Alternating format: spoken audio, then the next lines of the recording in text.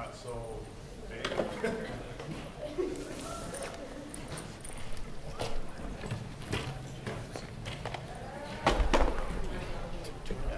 Oh, that's much better.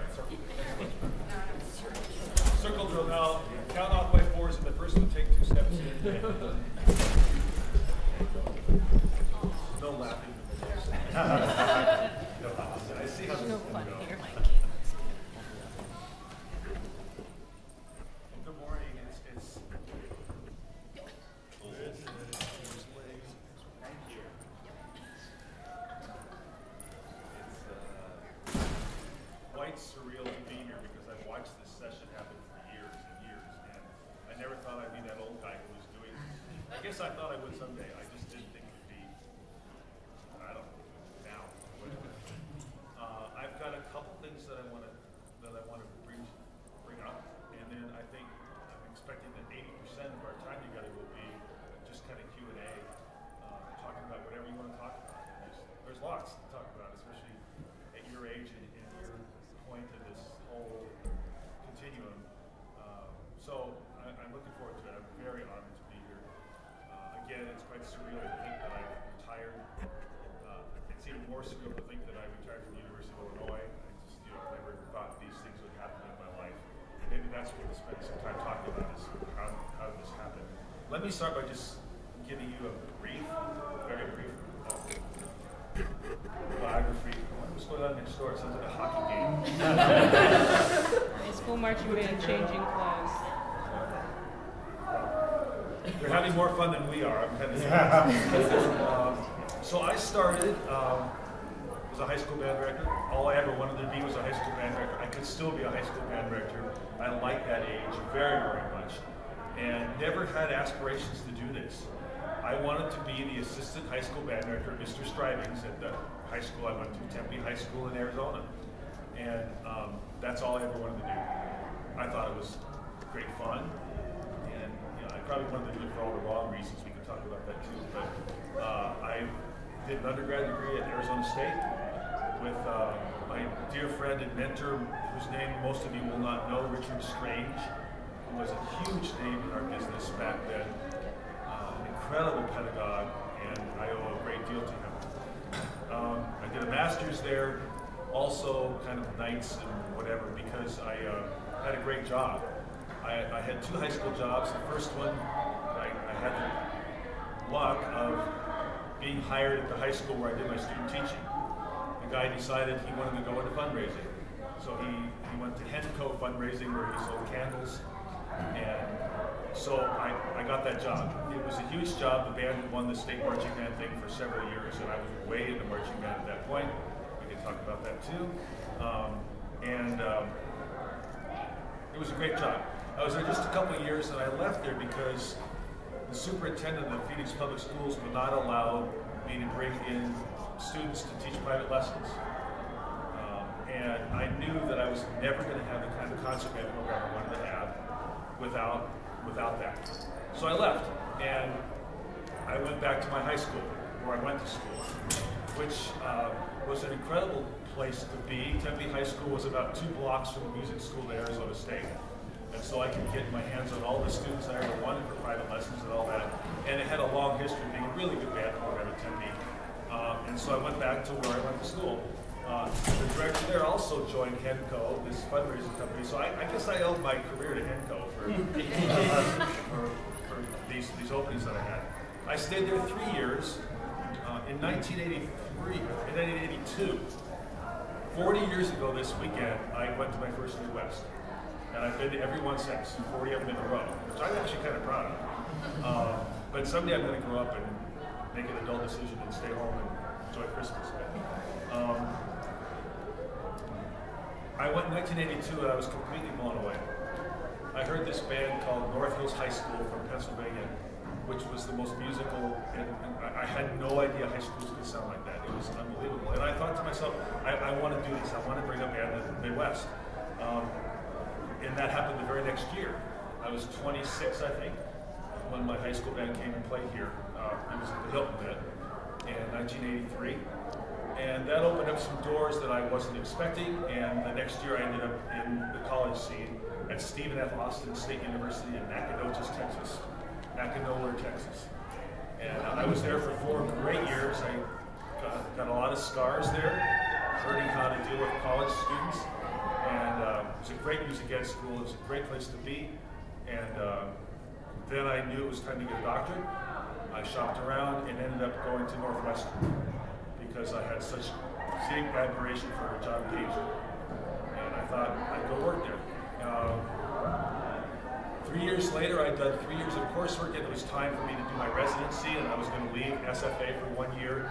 And I was hired at Northwestern as the Associate Director of Bands that year because Dale Lanis, the person who was there before me, left, so I was doing marching band there and the second concert band.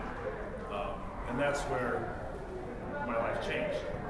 I'm in Northwestern, and I'm around students and faculty. I mean, I taught with Arnold Jacobs and Vince Chikowitz, and you name it. And I saw them every day.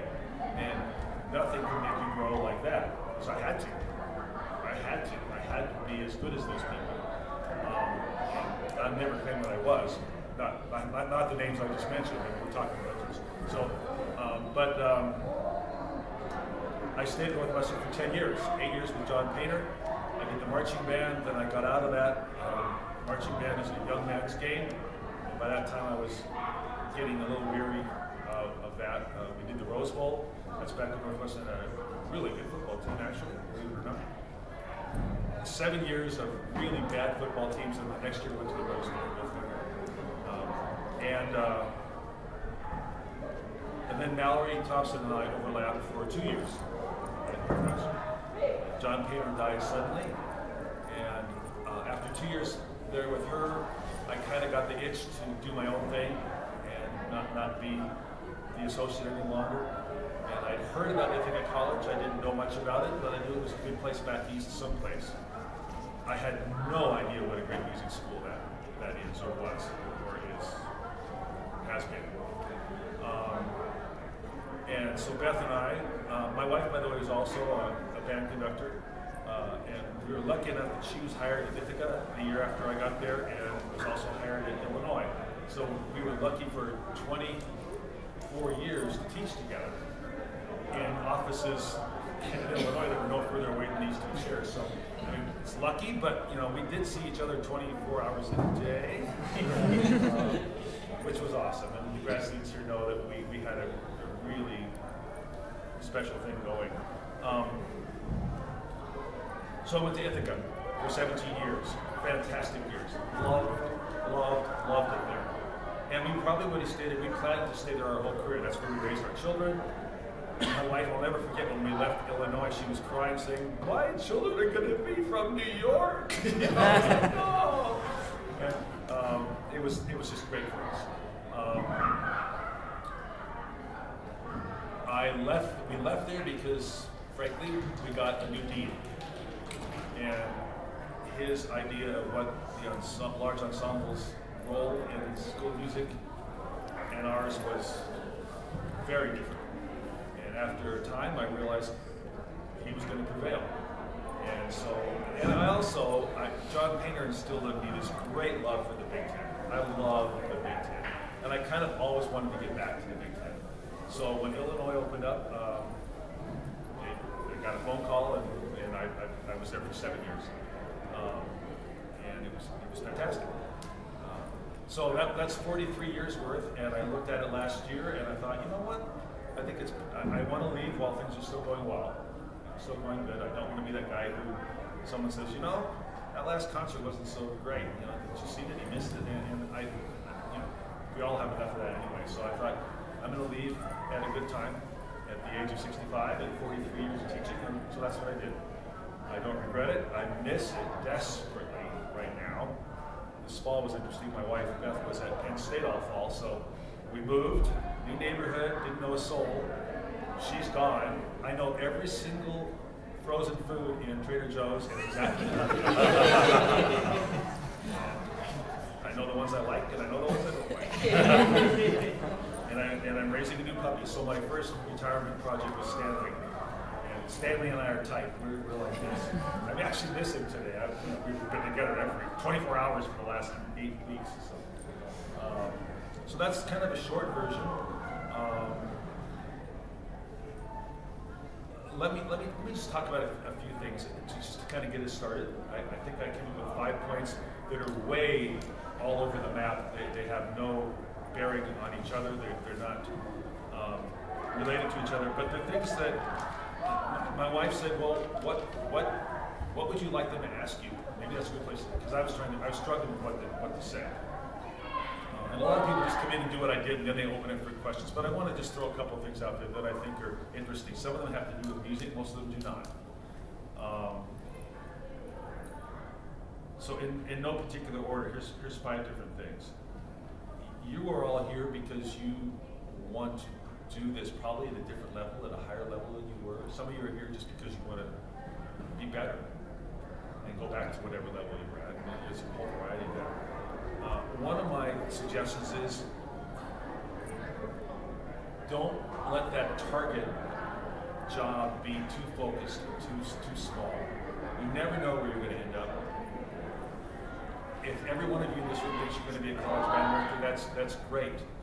And if you all do that, that's fantastic, and you probably will. You're in some of the best institutions in the country, and you're getting fabulous educations. My suggestion is don't let that target be so focused that you don't allow yourself to be happy if that doesn't happen. You're going to get lots of surprises in your life. You may get married to a partner who has a job that pays 5 times more than you can even dream about, and that might have something to do with where you end up and what level you end up teaching at and whatever. So my suggestion is, make music at whatever level that is. I remember at Northwestern, my first year, there was a grad student there that no matter what, he was going to be a college band director. He just didn't care. That was it. He ended up at a he got a job, very small school in a Midwestern state, west of us, somewhere, at this college that no one had ever heard of, teaching a band of 12 that didn't play nearly as well as the high school band he had in Arkansas before that. But he was happy, and he spent his whole career there at this small little school. Honest to God, I don't even know the name of the school. I don't remember. That's one way to do it, if that's what you want. You have to figure out what you want and what's going to make you happy. My suggestion is try not to let that be too narrow of a target. Does that make sense? And you have to ask yourself some questions. Why am I doing this? That's a really big question. I used to not really understand, especially when I was undergrad, they made us write our philosophy of music education, right? We all had to do that if we were music ed majors. And none of us wanted to do it, and didn't know why we were doing it. But the older I get, the more I realize that's really important. You need to know why you're doing this. Now, music education is one thing, but I'm talking about what you do for a living, for your life. You need to figure that out. And as I get older, and perhaps wiser, I realize that the most important thing is to find something that makes you happy. And it may be something really different than you think at this moment. And the other thing is, you may be somewhere you're not so happy about. Well, people make their own happiness. You make your own happiness. So you find a place and be happy. I was in Nacogdoches, Texas. That's back when there's still what they called blue laws. Like the stores were all closed on Sundays. Every store in town was closed on Sunday. Liquor was in the next county, and it was just like, it was something. But I figured out a way to be happy there, and whatever. Okay. Another thing is, depending on how focused you are on this whole job thing, if you really want that to happen, you've got to go where the job is. You think you're going to get to choose where that is? I started in Arizona, I went to Texas, I went to Chicago, I went to the East Coast, which is, for me, was a different world, and then back to Illinois. And I had a partner who was willing to go with me to all those different places, and was so good at what she did that it all worked out for us so beautifully. We were so lucky. But you can't even say to yourself right now, oh, well, I'm going to be a director of bands, or I'm going to be a music ed professor, and I'm going to do it in the Midwest. No, you're not. You're going to do it in Alaska, and then you're going to do it in Florida, and you're going to do it wherever you want to do it. but you kind of balance that with, okay, what makes me happy? You know, do I really want to go to Alaska to do this?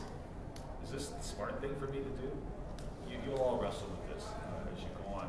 But the most important thing is to be grounded in what you want. What you want. And if that's what you want, you've got to be willing then to make all kinds of sacrifices. And you better have a partner that's willing to do the same.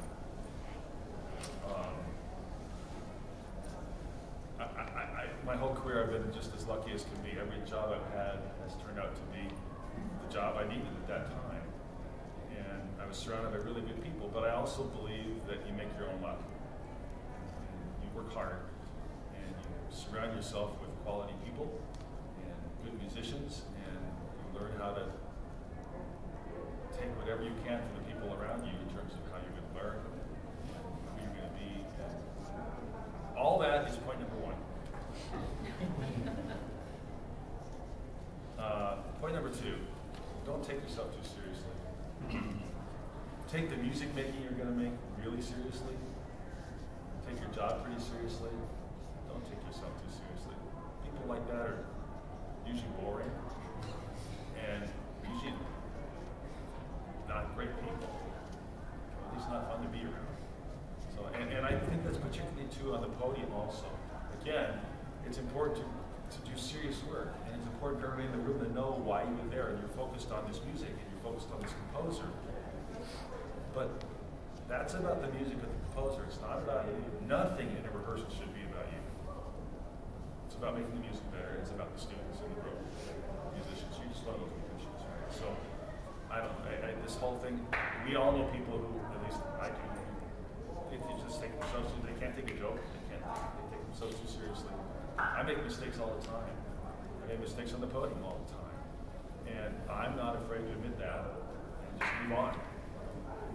If you get all this armor up around you about that and making sure that no one ever sees anything with the polished whatever you, first of all, they're not seeing the genuine you, which is pretty important. And it just doesn't work. It doesn't work. It's not real. So that's point number two. That one didn't take a long time. We can go back to any of these, okay? Completely different point. Figure out how to hear better. We could talk about that forever. Good conductors have at least one thing in common. They can hear what's going on. And if that's not you yet, and anybody who doesn't raise their hand saying it's me is probably kidding themselves. Figure out how you're going to do that. We can do that. If you want to go that direction, we can go that direction in a while. I have some hints, but I don't really know the answer. For me, the answer was I was a piano major. Little known fact. I think being a piano major as a conductor is helpful. I think I look at music differently than the trombonist does. Well, everybody looks at music differently than the trombonist. But I want you to look great as conductors, but I'd rather have your group sound good. And when we're on the podium and something goes wrong, or we make a mistake or something, the first thing that you do shuts down are the ears. And you've got to figure out ways to make that the last thing. So, and you're all probably working on this in your lessons and every single day. I don't think it gets enough attention. I don't think there's been enough research done on how that happens and how people who can do that, why are they different than people who can't do that? What do they do differently during their time? And it's a hard one to teach. I've struggled with it for a long time. In my lessons in Illinois, and I think we did a lot of singing. A lot of singing. She said, no, that's not a whole step. And I don't even know if that helped. I have no idea, but I know it didn't hurt. Okay, I told you this was going to be all over the place. Next one, make sure through your whole lives that every decision you make, every single one of them, is based on the music, what the music needs, and what your students need. If you do that, you'll be fine. If you let your decisions be made by other things, like what you need, for instance, every decision is, well, what does the music need here? What what does the program need here? Or especially, what do my students need? What decision do I need to make this experience better for my students? That's a grounding that I've found to be really important. And again, we talked about having a philosophy already. That part of my philosophy is that it's like, okay, well, as soon as I go back and answer that question, well, what's best for the students here? Then the answer is always easy. And more importantly, the administrator or the person you may be arguing with about this can't argue with you when it's better for the students. Aren't we here for that? So just put that in the back of your head, I think. Also, there's a lot of times when that's where you're going to get your energy. When things just aren't going great. Having that bad day or that bad week, or honestly that bad semester. Well, go to your students, go to your music, and you'll be fine. That's where your energy can come from at those times. And maybe more importantly, or definitely more importantly than all that, go to your family. We can talk about the priorities too and how you balance all this. I have 2 band directors in my family. Lastly, we're on number 5 already. I told you we moved quickly after number 1. Don't forget, try not to forget the magic that brought you here. And remind your students about it all the time. How lucky they are to be in the same room with each other as musicians and artists. And we get to make music. We get to be around art every day. Who else gets to do that? Every single day. And I mean, there are more days than not over the last 43 years. I had to remind myself about that. Wait a minute, no, this is good, because I could be selling stocks somewhere or something really disgusting. And I chose to do this. And do your best to not forget that. There'll be days when you have to remind yourself, or your partner will need to remind you about that. Wait a minute, I remember I met my wife when I was at Northwestern, and I met her grandfather, who was a great banjo player from Pennsylvania. And when the first thing he said when I met him was, well, how lucky are you? You've got the most fun job in the world. And I kind of laughed it off, but I thought later, well, yeah, I do. This is supposed to be fun and invigorating and all those things. So do your best to remember that. Do your best to have someone that can remind you about that when you need it. And especially do your best to remind your students about that, especially those performance majors who have that little tiny target and forget that this is supposed to be fun. All right, I'll leave it at that. We'll go as long as you want. Like we have the room until noon. We can go that long. That's an hour and 20 minutes from now. Or we can stop in 5 minutes if you want to be done. So whatever you want to talk about is great. We'll have a nice, I promise, honest conversation about whatever you want. Who are you? My name is Trevor Frost. Trevor from Nebraska. Yes. I do have a question for you. As of 10:37 on December 21st, 2022, should the wind band medium have a core repertoire? Yeah. I mean, in my mind, we do. But should we? Oh. I thought your question was, should we by now? No. Should it exist? Yeah, should it exist? Because it exists, obviously it has existed 50, 60 years ago, but as of today, should we have one? I believe so. There's not a lot of reasons for it, but I think one of the reasons, when I think of a core repertoire, I think of an audience, and I think of people who actually occasionally will come to a band concert to hear a band piece they know, just like they go to hear a Beethoven piece they know. And there's not a lot of them that people will know, but there are some, and I think that serves a purpose. Beyond that, I don't necessarily see one, but I think to have that core repertoire to say, okay, I'm going to do 1 core piece on this program or 2 core pieces on this program. You never know, you might bring some people, and you might turn some more people on. There's a reason that core repertoire is core repertoire, because it's good. Well, presumably. Well, depending on who you ask. Depending on who you ask, absolutely. Yeah. What do you think? What do you think? I don't think we should So let me ask a different question. We can argue if we want. But why does it matter? And what does it mean? Because it's not, there's no official core repertoire anyway, so does it really matter? I don't think it does. I mean, there's no one who says, here's the core repertoire. Well, Unless, you know, yeah, the follow-up would be if we do need one, if we should have one, who's going to decide? Well, no, yeah, right. So, and maybe it's kind of a moot question because it's not like on a menu when there's a vegan piece. Right. It's not like you look at the program and say, oh, there's, this one gets stamped as the core piece. This brings up an interesting point that I've been thinking about a lot this week, and I hope I don't just speak in the next few minutes. If I do, I hope you'll forgive me. The Midwest has changed for the better. We have a long way to go. But if you look around at the attendance here, not in this room necessarily, there's a much more integrated body being served here than there was even 3 years ago. It's changed a lot. Talking to my wife about this, she's on the board. I said, Beth, look around. Look, just look.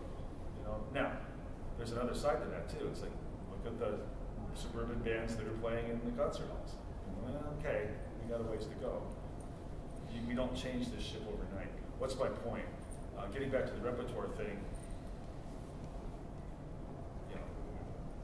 we can never go backwards in terms of how our concerts are being represented by different composers now, and we've made a lot of progress. I really believe that. And some people are going to argue with me, it's not fast enough.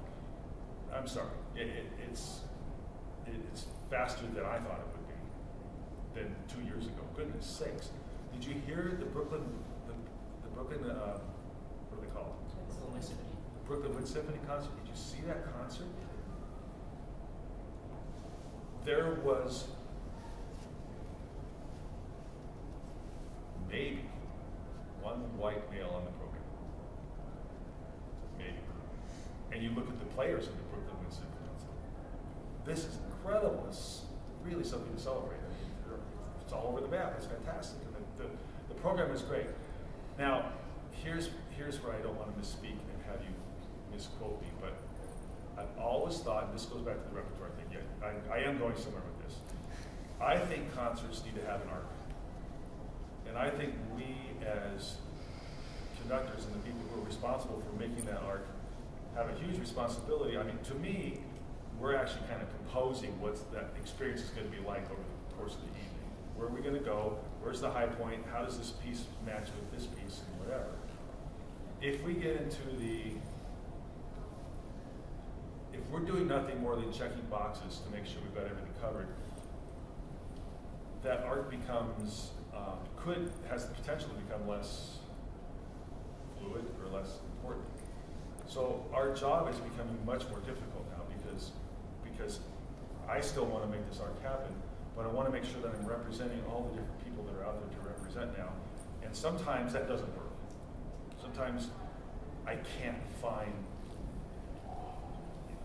what I need to make everything fit and have all the right combinations of different composers and everything.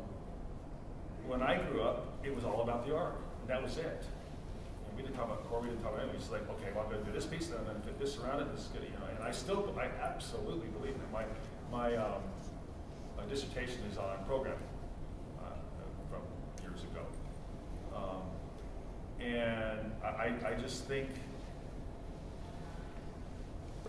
how do I say this without getting in trouble? I think it's really important for our audience to have an experience. And I developed that experience really carefully over months of time, getting programmed just right, and then I change it. What I do basically is I program everything I used to in May, and everything would be done. Take me about 3 or 4 weeks. I'd listen to as much music as I could. I had this folder. Every time I heard a piece I liked, I'd throw it in the folder, and then I'd go back. And in May, I'd go through, okay, this is going to fit here. This is nice. No, that's too much new music. I can't learn that much music for this concert, so this has to go here. No, that doesn't fit here. Okay, that's going to go to next year. This is what we do. And then I let it kind of simmer all summer. What I know about creativity, the study I've done, is that even though I wasn't thinking about it, it was still working in my brain. And then I'd come back in August and I'd open it up and I'd look again and say, okay, does this still feel okay? And 30% of it would get changed again. And then I put it on the website. And then we're up for the year. And then if I want to change something, I can still change it. But you know, in Illinois, you can see what every band, when I was there, you can see what every band was playing, well, the top 3 music major bands, all year in August. We just got it done. We put it up there. And then we change. It's okay. What's my point? My point is that for me, still, the most important thing is that art. It's going to be the most important thing. And if that means that on one concert I don't quite get the exact representation I want, I'm willing to take the hit for that, because I taught at Northwestern with Bennett Reamer. Do you know who that is? Amazing music philosopher. One of the great philosophers of the last, when he was alive. His book, A Philosophy of Music Education, is one you should know. If you don't, you still need to read it. And for him, it was all about aesthetics. And for me, that's still about that. It's like, I want people to leave the concert hall having felt something about art, and about themselves, and about the world. And I want my students to do the same thing.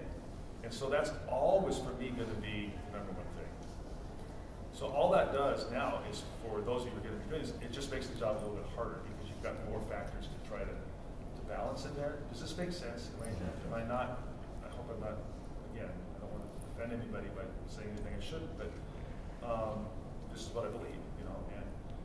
And that experience is incredibly important. That's what brings the students back year after year. You know, that feeling. Okay, think about the best musical experience you ever had right now. Put it in your hand. Now, you've got that. I would submit to you right now that the music itself did not go through your head just then. You were listening to it. You were remembering how you felt when that experience happened, right? That's what music does. That's what art does. That's what music does to me, and that's what I wanted to do to everybody. So it's really important when I'm thinking about core repertoire or whatever, to get the art for the evening to happen, so that people leave having had some kind of experience. And maybe it's not a positive one. Maybe I stung someone the wrong way. That's okay too. You know, maybe I finished with Music for Prague or some really big, whatever, thoughtful piece. You know, it just depends on what I want to do that night and how it's all going to fit. Does it? I got off the subject a little bit. But, so, to me, the core thing doesn't play into my thoughts about where this is going to happen. I might, when I look at the whole season, say, you know what? These kids have not done the Hindemuth, and it's been 6 years since I did it. I need to stick that back on, or the doll, or pieces that I consider core. Or sometimes I'll say, gosh, wouldn't it be fun for the Illinois Wind Symphony to play the Holst? It's way, you know, we can play it in no time. It's not, you know, but to have a good group play a piece like that, that's important. And, you know, so once in a while that'll enter into my conversation. But nothing is more important than that experience for me. It takes a lot of time, and it's going to take you a lot more time than it took me. Maybe that's not true. It's just you know different repertoire, and you will know different repertoire than I know. You know, I mean, I still think about core repertoires, things like Della Gioia and stuff like that. You don't guys don't even know who that is. You have a whole new group of people. But you have a whole new group of people that, and I'll be really, this is super too honest with you. That's a lot of work. And when I was considering when it was time to retire, I thought, you know, I don't know if I have the energy to learn this whole new crop of stuff and who all these people. My wife's done a much better job. When I do an honor band now, you know, I always win the program by her, and I said, what am I missing? Well, you can consider this piece, but you know, and I rely on her a lot for that. So it's going to be harder work to make it all happen, but you can. And what the cool thing that's happening is, we talk about diversity and the number of composers that are writing out. I mean, I talk about the Midwest and the way it's changing, but there is so much more music to choose from now from underrepresented composers than there was 3 years ago. It blows my mind that it happened that fast. And part of the reason is because some of us, a few years ago, started investing in these people.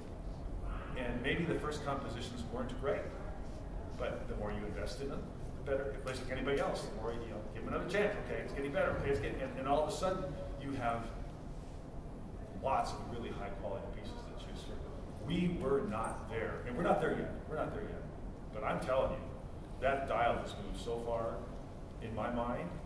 Maybe I'm ignorant, but I know we have a long way to go. But it takes time.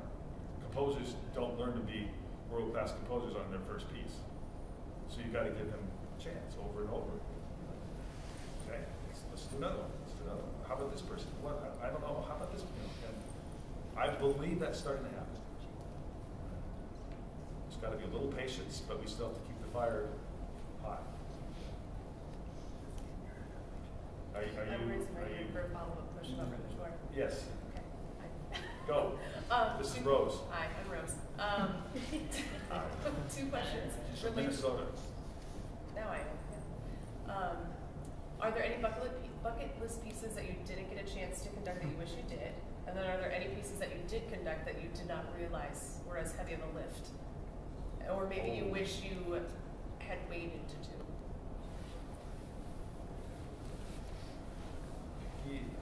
Maybe yes for both of those.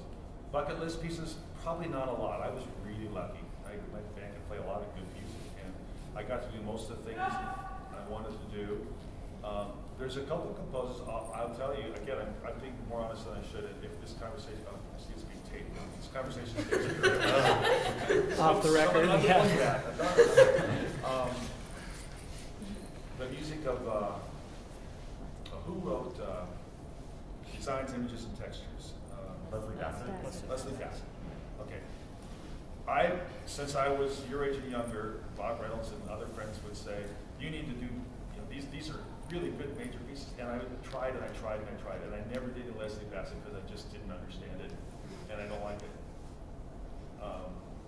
I haven't revisited it for probably 10 years, so I should probably go back and listen, although at this point it doesn't really matter. So,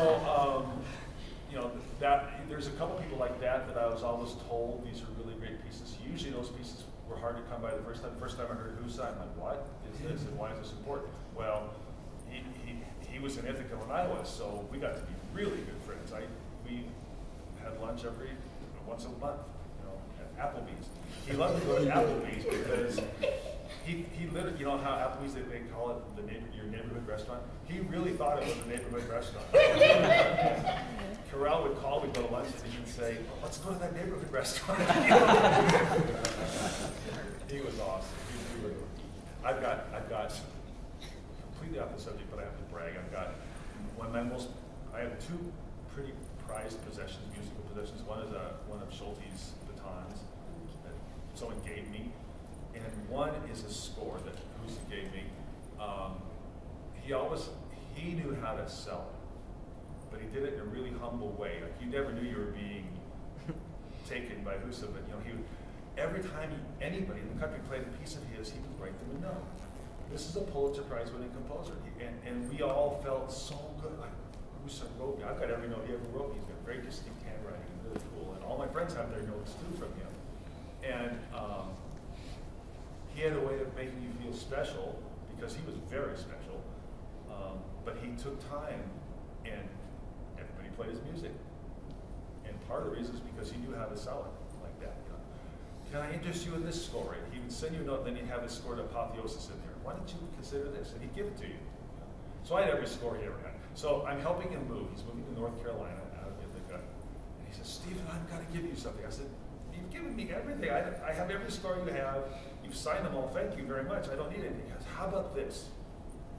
So it's a score for Prague that he and William Ravelli used the first 2 years the piece was played. It's got all of Ravelli's writings in it, and it's got all of Husa's comments in it. And it's just like a very special. The problem is I don't know whose writings are whose, so I can't tell which are Husa and which are Ravelli. But I've got this one. Anyway, that's a side note. But what was I talking about? Pieces, list? Okay, so yeah, there's a few pieces that I knew I was supposed to do, but I didn't. I just couldn't come around. Bucket list pieces I didn't do. I always wanted to do the grand pianola music, the Adams, and it just never quite had either the pianist or something just wouldn't fit. I'm sure there's a couple others, but not many. I got to do most of the stuff I wanted to do, and pieces I really liked I got to do more than once. You know, when I was retiring a year ago, August, I had my program set. It went online, and our fourth band director came in and closed the door and looked at the list and said, "You're retiring this year." I said, "How do you know?" He says, "Because you're doing the Hindemith and the Doll in the same concert. Why else would you be doing it? And you've got all your favorites here in this first semester." And it's true. You know, I had a lot of favorites. It's side note. It's weird. It was weird knowing that I would be retiring sometime soon, because when you pick programs, Bob Reynolds said this years ago, but it's particularly true when you come close to retiring. It's like every time you choose a piece, you're choosing not to do hundreds and thousands of other pieces. And so, like the last couple of years, it's like, well, if I do this, I'm never going to get to do this, and maybe never again. And some of these pieces are like dear old friends. They really. I went through my scores, and I left most of them in Illinois, but I couldn't give them my Hindemith score or my Doll score or my Who's This score. You know, like those, that would be like a divorce. And you know, so they're going to just sit in my closet forever, but I've got them. And someday I'll give them away. You know, grad students will get them or something. So yeah, the pianola music was one.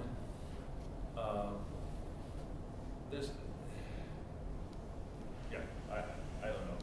There's a couple pieces that I did that I never understood, and I was way too young. That was the other half of your question. One was a trumpet concerto by Roberto Sierra. Do you know that name?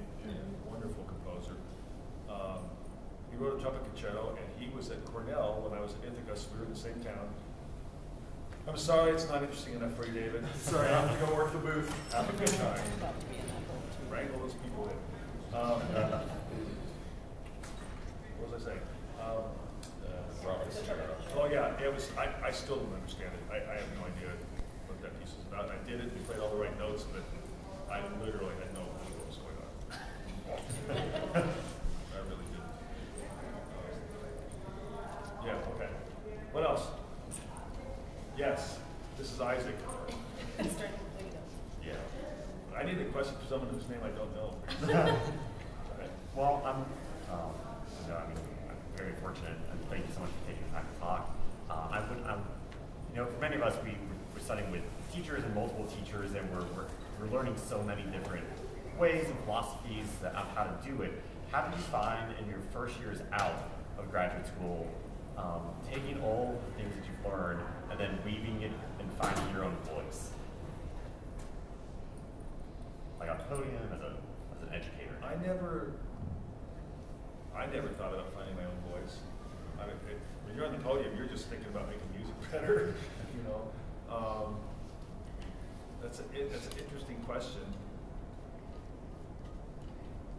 But I might have to argue with you. Like, is it our job as a composer to have our own voice, or as a conductor to have our own voice?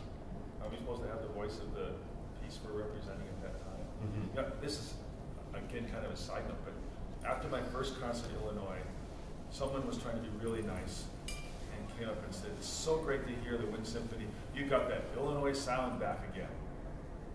And I'm like, What does that mean? no, I don't. I hope not, because this whole sound is supposed to be different than this Hindemith sound. It's supposed to be different from this Stravinsky sound. So I was like, thank you very much. Yeah. I think they just meant the band blended that well, and all that stuff. But like, did I want my band to sound like Mr. Beejan's 112-piece concert band? No. That's a lovely sound, but no 55-piece band can sound like a 112-piece. Okay, so how do they get up and the voice thing? So that's never been something I ever thought about, having my own voice that way. But the question is, the other side of the question is, how do you take all these perhaps diverse ideas and make them your own? I think that kind of will reveal itself as you go. Everybody's got, I had several teachers, and I just grabbed what I could from each one of them. They're different from each other. My most important teachers were Richard Strange, who I mentioned to you, my dear friend John Whitwell. I hope you know that name. He was at Michigan State for a while. He was also at Stephen F. Austin, so his first year at Stephen F. Austin was my last. And we were actually roommates together that year. And I learned so much from John Whitwell and John Pan, who we could talk about all day. He's probably my third major mentor. And they're all quite different from each other. They really were. Richard Strange was all about pedagogy. He knew everything about every instrument you could ever want to know. And he would not let us out of school until we knew the figures for every single instrument, what the intonation tendencies were. That information was invaluable. Incredibly invaluable. But that is so far from what the other teachers had in mind. You know, I took what I wanted from there, I took what I wanted from here, and thought, well, this makes sense. And then for me, the conducting symposiums were really important too. I went to CBDNA used to host one at the University of Colorado for years. Alan McMurray did, and I went to the very first one with some of my best friends, who are still my best friends, who are still leaders all over the country. And it was Bob Reynolds, and I mean, it changed my life completely. Just turned me right on my head and said, oh, this is what we're supposed to be thinking about. It's just so different than that note is sharp and that note is flat, which I think are invaluable tools, as those of you who know me well. What else? I have a question. Who are you? My name's Timothy. I study at Northwestern. Yes.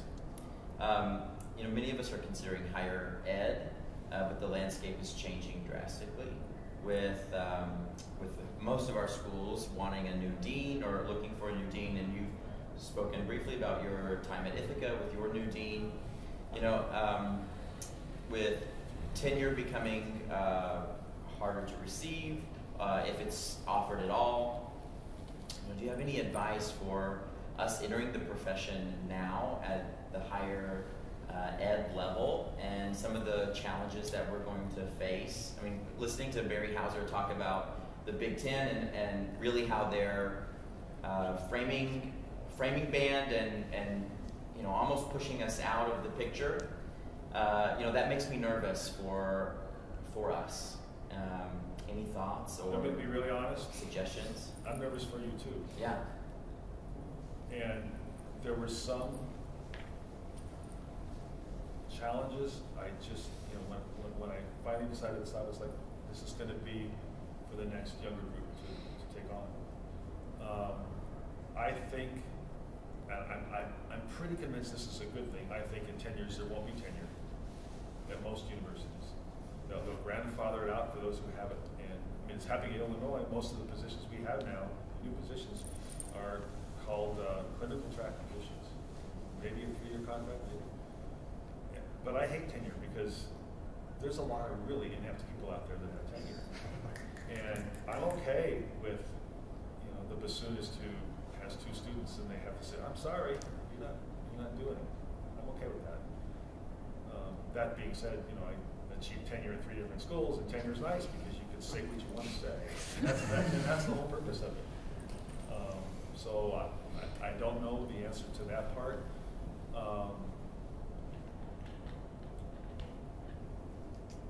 The thing I am concerned about is also the thing I'm most excited about in terms of the whole higher ed thing, and that's where the large ensemble is going to fit. There's lots of talk about, you know, how we're the dinosaur and we're colonialists and we're, you name it. There are things that I don't even know what they mean. I have to look them up. You know, I've been accused of things I don't know. What's that? I ultimately think we will prevail is not the right word, but I think the large ensemble will prevail for lots of reasons. Some of them aren't good, but they're realistic. It's like, you know, people talk about, and I could be way wrong on this. Correct me, we could have discussed about this, but people talk about how the large ensemble is going to go away, and public schools are going to go toward all this other stuff. And I'm like, no, they're not. And they're not because in the public schools, a school board could hire one person to teach 400 people in a day.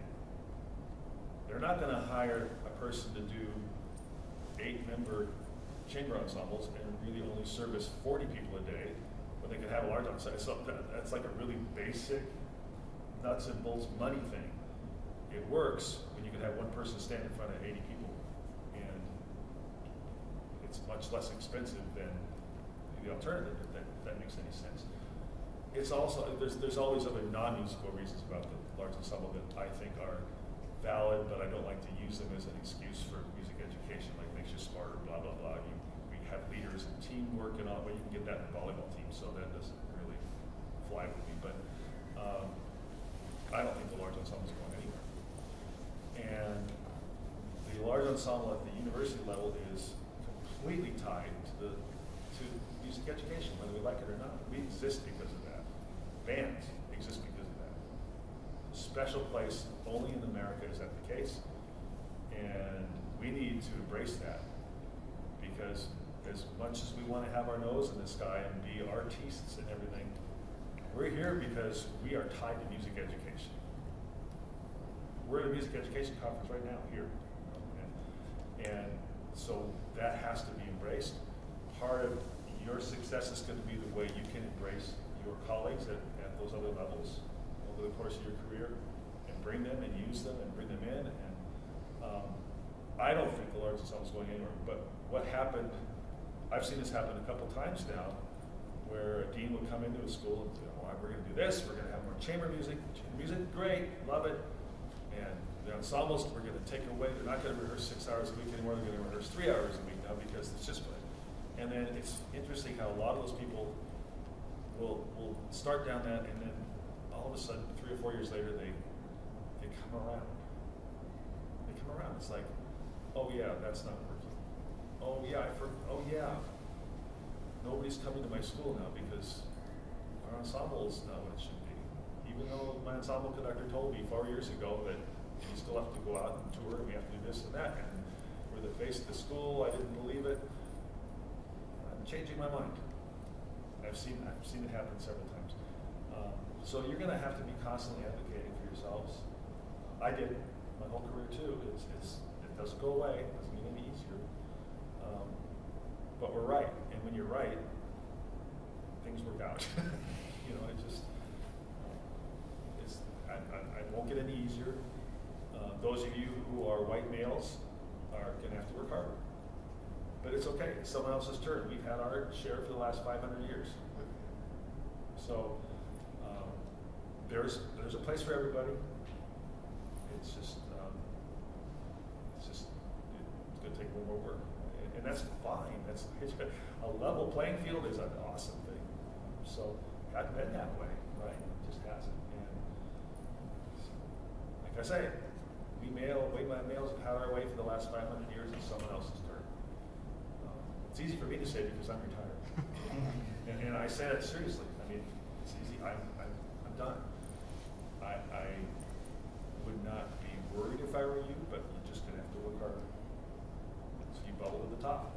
You guys will all bubble to the top. You're from these great schools. You have, I won't say nothing to worry about, but you have less to worry about.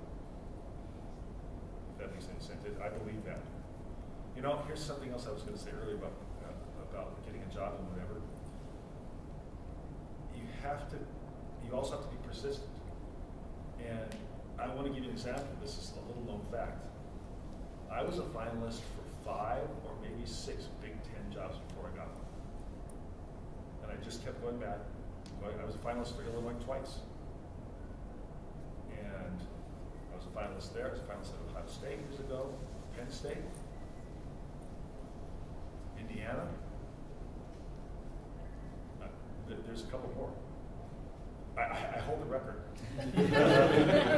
Not getting jobs, you know. But I guess the moral of the story is I was persistent, and it finally happened, and I'm glad it happened. Now, was it everything I thought? The other side of that coin is, especially the University of Illinois, which is, in my mind, a very special place and tradition-laden, huge program. Be careful what you wish for, because you might get it. You know, I eventually got it. It was a buttload of work, and most of that work was not music. It's a huge program in its own building that takes a lot of administration. But it's so interesting when you're getting the job and you're going and you're doing all the interviews. No one asks you anything about about that. How are you handling people? How are you with secretaries? How are you at telling people they can't do this? How are you at budgets? How are you? No one ever asks me any of that stuff. You come in as the best musician they can find, and all of a sudden the first thing you have to do is fire a secretary because they can't do their job. Or, well, I don't want to do this stuff. I don't want to do any of this stuff. You know? And honestly, if I was still just teaching, that's all I was doing, I'd do it forever. The other stuff, and not all places are that way. And I was surrounded with really good people, or I surrounded myself with them over a course of time. And that's the other thing too. You surround yourself with winners, and you'll be fine. So I got way off the subject, but did I answer your question, kind of? Yeah, of course. I think it's just. Yeah, and there's no easy answer. I can't tell you it's going to be easy, but I can tell you it's all possible. But again, you may be in the middle of Alaska doing this or whatever. It depends on what you want. I have a grad student from a couple years ago, as talented as a doctoral student as I've ever had, who was offered a job at a high school in the Chicago suburbs. Right out of doctoral school for $100,000+ a year. He took it. I mean, okay, so, and it's one of those suburban schools that's going to play better than 3/4 of the college bands he would have got.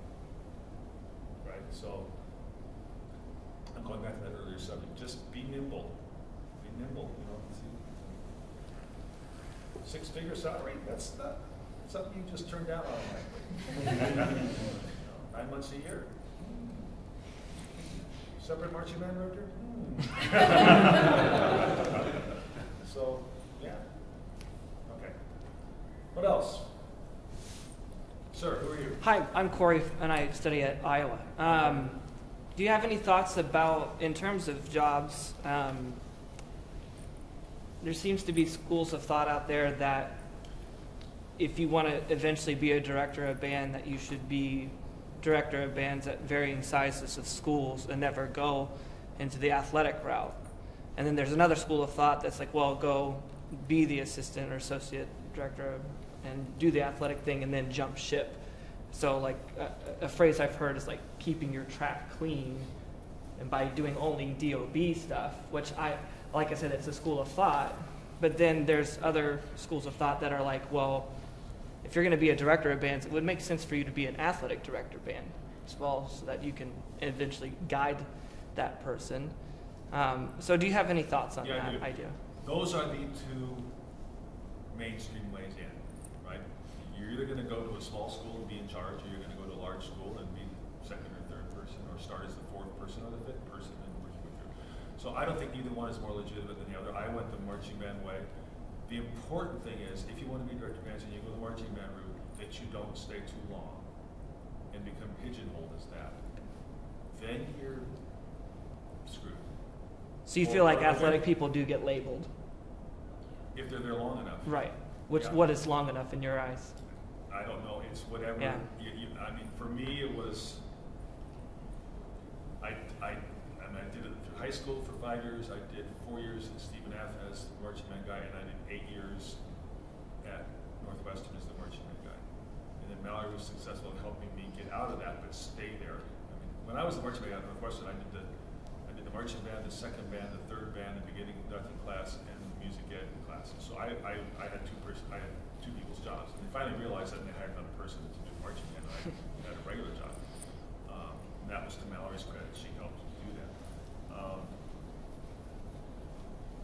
I think there probably is a tipping point for athletic band directors where you have to make a decision. Is this what I want to do? Do I want to be director of athletic bands at a Big Ten school, and this is what I'm going to do the rest of my life, or am I going to be there for a while? And you have to have a conversation with the director of bands, like, okay, this is what I want to do. Are you going to help me do this? And how do we tip out of it when the time comes? And part of that has to do with what kind of concert band activities will you have as the athletic band director. And if there are none, when I went to Northwestern, John Painter wanted to hire me as the marching band director, and I said, I will not come unless I can do the second concert band. And he he immediately said, "Oh, I never thought of that." Well, sure, it was fine. But so that was, that was hugely important to me. And it's difficult to be in charge of a Big Ten marching band and do a second concert band. And those are both individual jobs that take more time than anybody has. But if that's what you really want, you find the time, you make the time to make that second concert band your priority, or whatever your priorities are, and there's no right or wrong here. But I will tell you that you've got to be careful when you get into your 40s, maybe, that you're not pigeonholed. It could be difficult to get out, maybe. Okay. Does that make sense? It does. I don't think either one of them is right or wrong. Okay. They're really. If you go the other way, you're going to be in the middle of Alaska, like they keep saying, and you'll be the music ed professor, and you'll be teaching bassoon, and you'll be doing the band, and you have to be nimble. Again, it's about being nimble. And if that's the route you go, you're not going to just be doing the band at one of those small schools. You're going to be doing several things. At Stephen F. Yeah, I did the second band. I did the marching band. I did marching band techniques. I did beginning conducting, and I taught 2 semesters of ear training.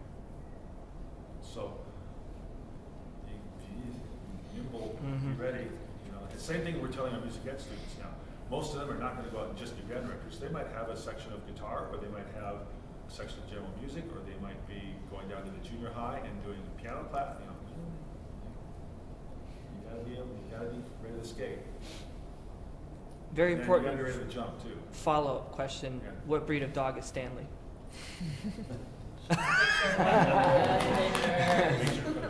Yeah. The projector. The Zoom. Yeah. Doesn't have a Zoom. Yeah, it's great sound. Really high tech here. Yeah. Always.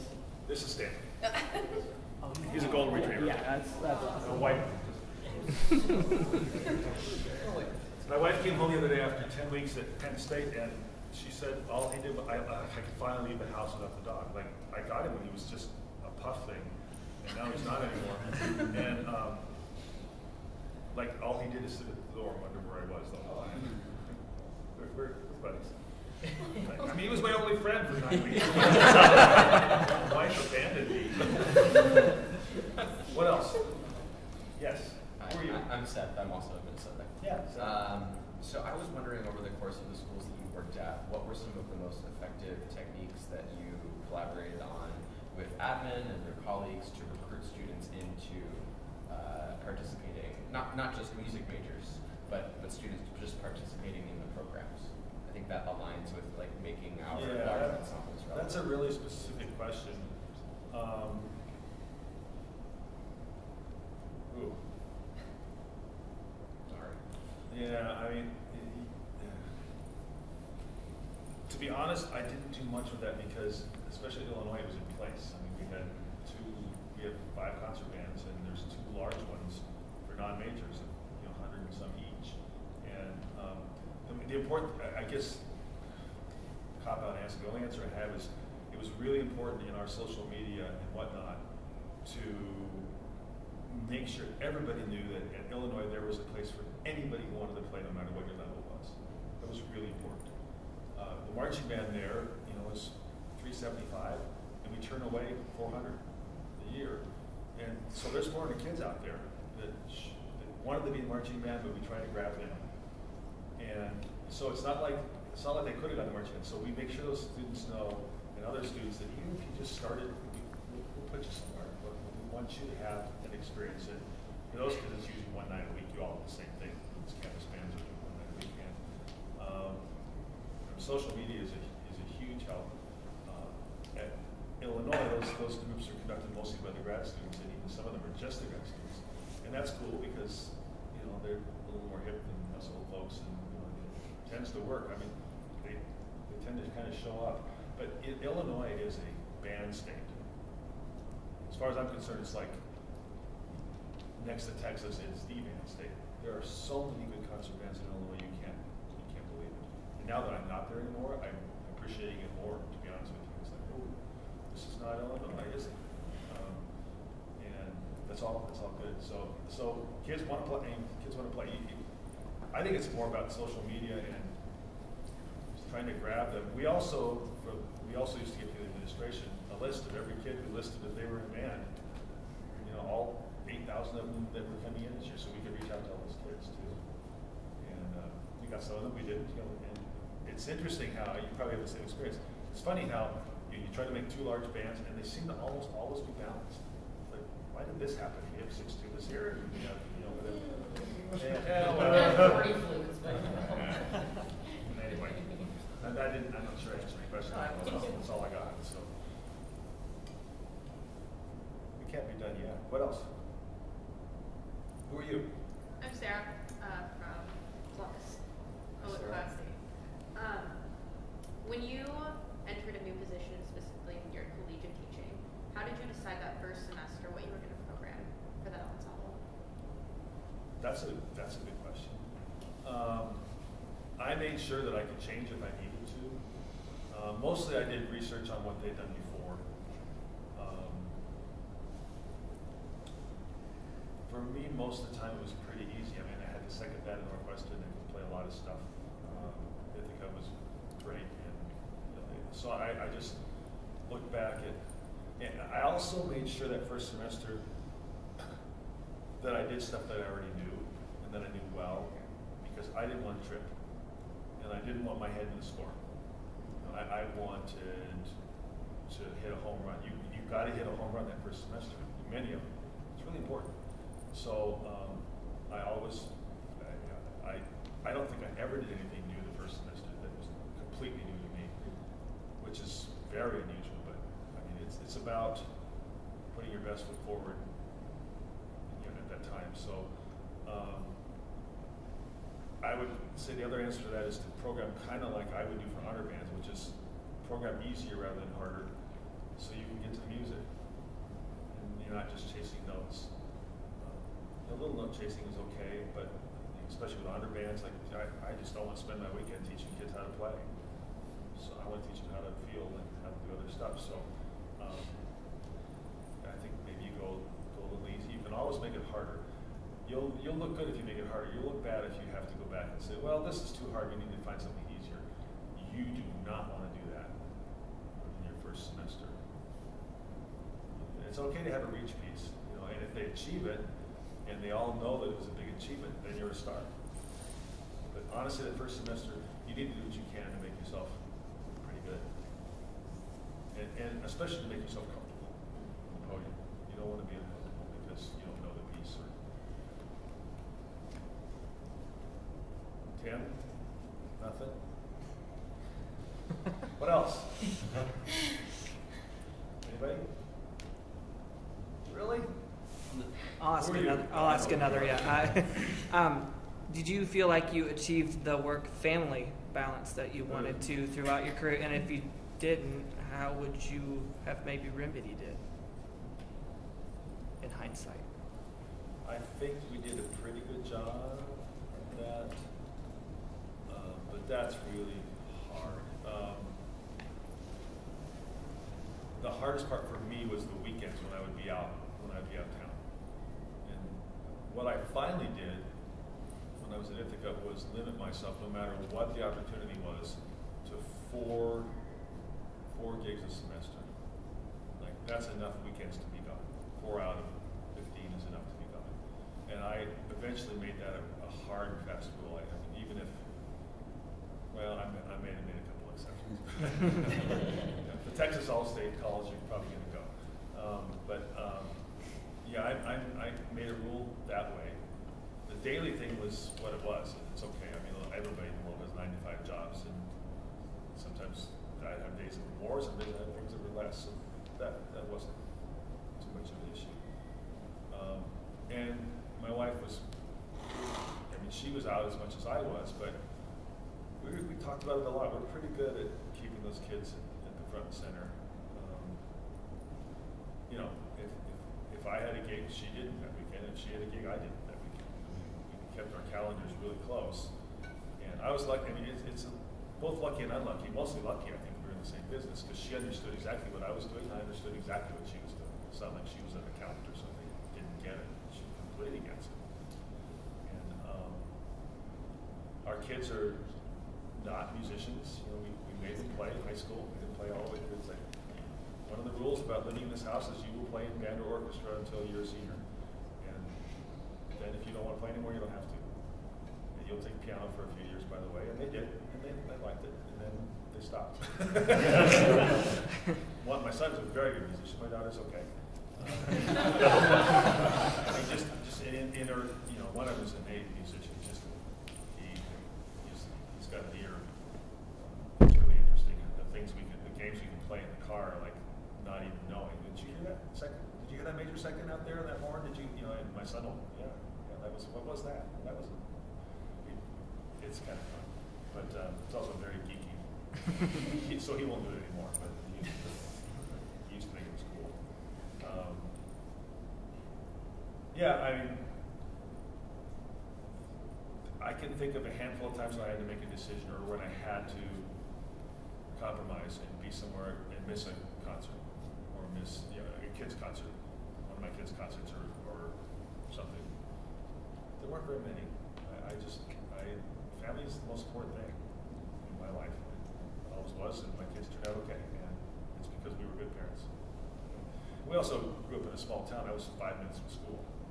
I was one stop sign from school, so you know, I could just drive down in the evenings, and it was okay.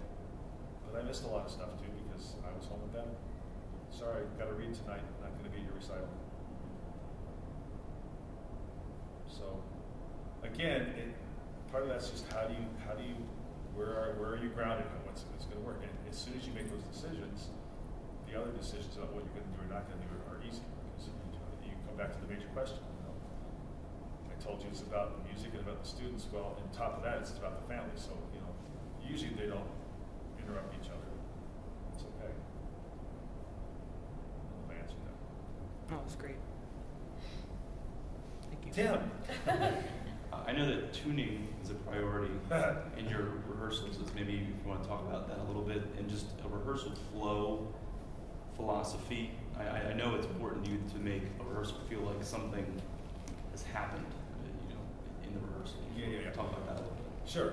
Yeah, those are great questions. Thanks. About the rehearsal flow thing, it goes back to my basic philosophy again, trying to allow the students to have some kind of feeling in every rehearsal. Have some kind of aesthetic experience. You cannot describe that, you can't make it happen. But one thing is for sure, if you're just chasing notes for the whole rehearsal, it will not happen. So you have to have times when you just let the horses run for a while. And for me, it's typically at the end of a section on a piece or the end of the semester, or sorry, end of the semester, end of a rehearsal. It's like there's 10 minutes left, and I'll literally say, okay, we're going to play to the end of this now, and I'm going to let a whole bunch of things go. But let's just play and have fun. You know? And you always want to leave a rehearsal with the students wanting to come back tomorrow, no matter what. That you want to leave it. So that arc that I'm talking about for a concert is almost always, it's kind of true for a rehearsal too. I never leave a rehearsal like, you know, tick, tick, tick, tick, tick, tick, you know, clarinets, let's do this. Okay, thanks everybody, that's it for today. Never leave a rehearsal like that. Our rehearsal is going to have some kind of a closing gesture to it. I shouldn't say never, but a handful of times in my life, and I hated it, so it's like, I'm not going to do that again. If I have to stop this work early so we can go back and throw something, you know, let something breathe and move, you know, I've always got my eye on that clock, and we're gonna do that. That's for sure. Now, sometimes individual pieces will end that way. In the middle of a rehearsal, it's like, okay, thanks, we got the letter D. We're going to pick this up at the same place on Thursday. Thank you very much. We'll do that. I'm not going to end a rehearsal like that. Tuning is a bigger issue. Every conductor I know has priorities, you know, in terms of what's most important to them. For some people, it's perhaps articulation. For some people, it's perhaps blend. For some people, it's balance. For some people, it's whatever. And for me, it was always pitch. I just can't enjoy performances out of tune. And we all have different levels of what's in tune and what's out of tune. But mine is fairly prescribed. It's hard for me to enjoy something that's out of tune. And so we spend a lot of time on that. And what I learned over the years is that whatever you spend the time on, whatever your priority is going to be the priority for your group. So, like if I was stopping for something not being together, or whatever, let's go back to that trombones. Make sure you're all matching Joe's style. Joe, I like the way you're playing that. Everybody, let's play like Joe did. Okay, good. Let's go like this. By the way, did you hear that third note in the third measure? It was not into. There's rarely a time when I stop and I don't mention something to someone about pitch. And sometimes, often it's the priority. Often, that's why we stop, because something was not into. And basically, with the Wind Symphony in Illinois, all I do is go back and give them another chance to say, look, listen to that. And what I've learned and I learned this too late, but what I learned is, it's just a matter of either, number one, giving them a chance to hear it, or number two, telling them who you want to match at this point. Like, okay, I like this pitch, but everybody listen here. And the last years especially, it was really kind of fun. I learned eventually that all you're doing in rehearsal is teaching people where to listen. Whether it's for articulation or style, all you're doing is teaching them where to listen, I think. So for me, it's always, okay, but as soon as right now, will you listen to the euphonium? And right at this point, you guys need to listen to them. And I insist that they write that down in their part. Listen to so-and-so here. Listen to so-and-so here. And that works. It works. It works with really good players, and it works with not so good players, too. I mean, they have to have control of their instruments. And, talking about intonation with high school kids is different than with Wind Symphony of Illinois, but we have as many problems. It's just a matter of figuring out how to get to it. So it's not like I go into the first rehearsal and say, I'm a intonation bug, and you're gonna. I don't do that. It's just, it kind of comes out naturally. It's just like, this is what I'm hearing. Sorry, this is what I'm hearing here. This is what we need to do to fix this. So that's part of it, is directed hearing. And have you read this book that Tom Verrier put together with the Berlin Philharmonic, from the Berlin Philharmonic wind section? What's the name of that book? There's a book, it's by Tom Verrier, who's at, where's Tom? Vanderbilt. Yeah. Vanderbilt. And he worked with a lot of in the conducting thing for several years in France with the Berlin Philharmonic Winds. So he just had a discussion with them about how they play together and why they play together. I heard them for the first time at Hill Auditorium about 2 months ago.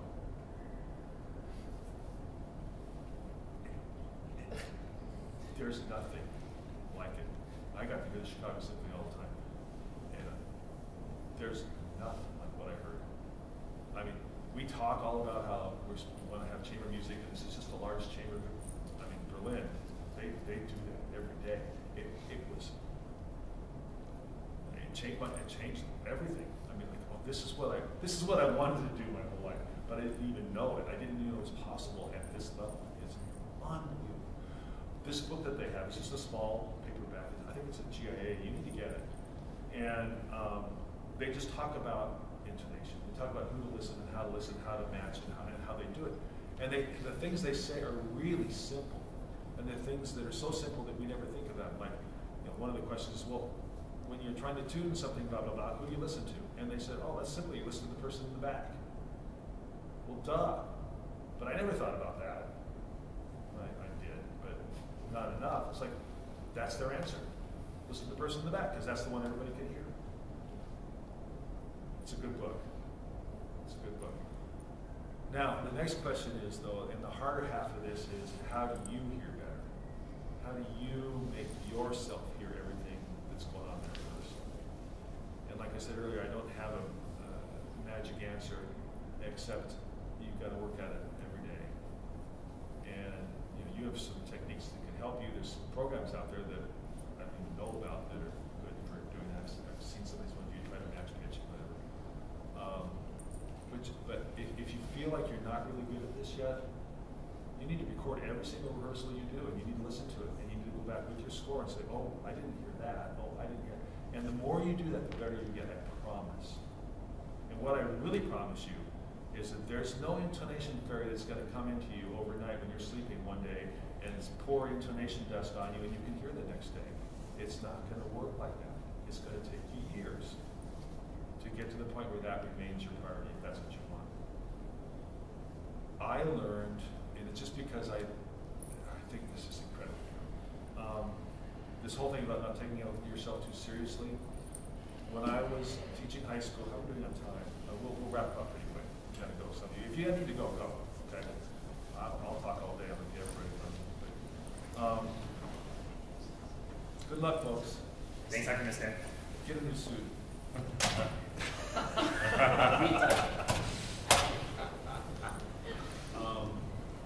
I know.